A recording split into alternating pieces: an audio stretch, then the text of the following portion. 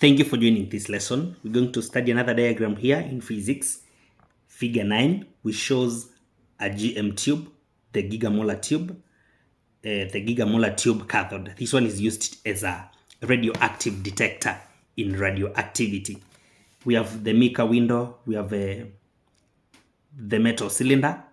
This one is the metal cylinder. The arrow should be pointing to the metal cylinder, which is negatively charged. So this is negatively charged. We have the positively charged anode. This one is positively charged. Then we have this one is filled with argon gas particles. We have argon particles here. Then now we have these ones connected to a high potential. Then we are told first to give the reason why the Mika window is made thin. Some other times it's even called the thin Mika window. So this thin Mika window is to ensure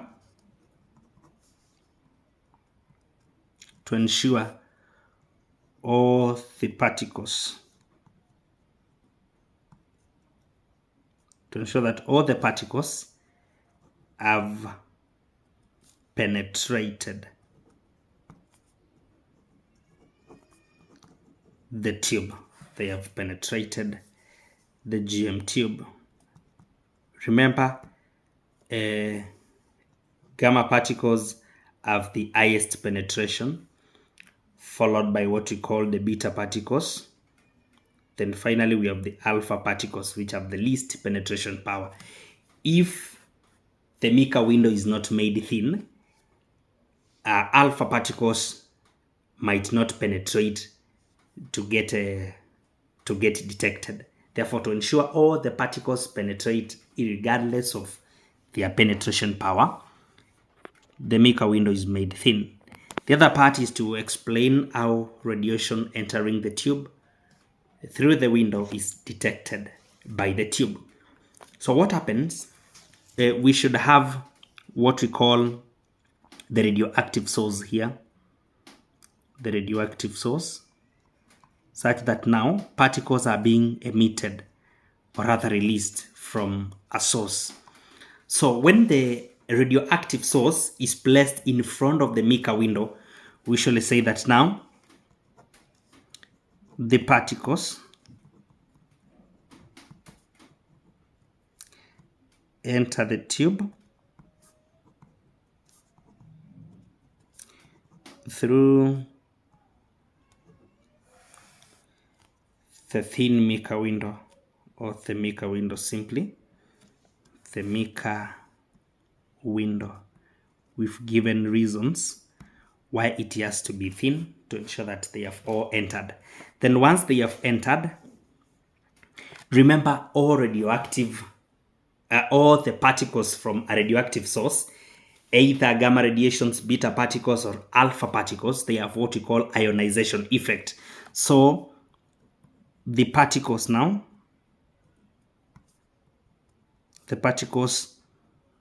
cause ionization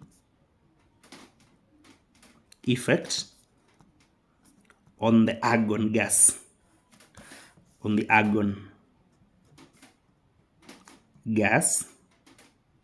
in the tube. Now the positively charged particles, after the ionization, the positively charged ions are attracted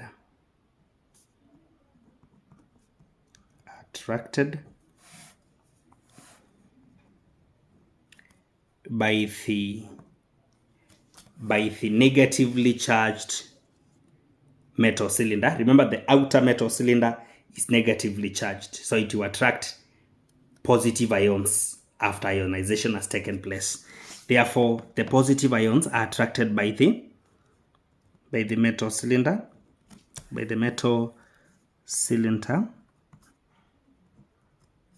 while the negative ions are attracted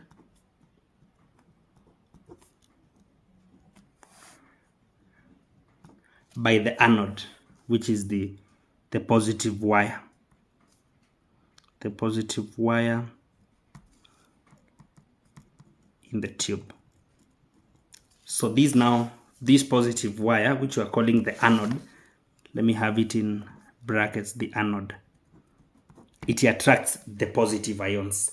Now, when positive ions have been attracted to the anode and negative ions to the positive metal cylinder, now we will have a current being registered.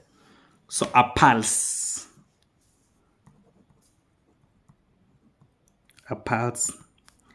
is registered in the counter. A pulse is registered in the counter. So now, depending on the amount of ionization, depending on the amount of particles being released, we will know by the intensity of the ions, which also affect the counts in the counter. Therefore, each pulse means an ionization, another pulse, an ionization. So the counter now will record the pulses. The current generated can also be directed to this one. Alternatively, instead of the counter, we can have a speaker. When connected to a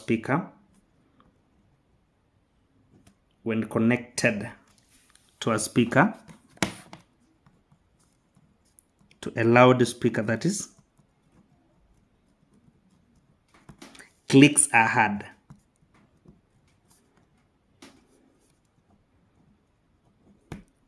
Now, the frequency of these clicks will also help us to judge the intensity of ionization and probably the type of radioactive substances being emitted.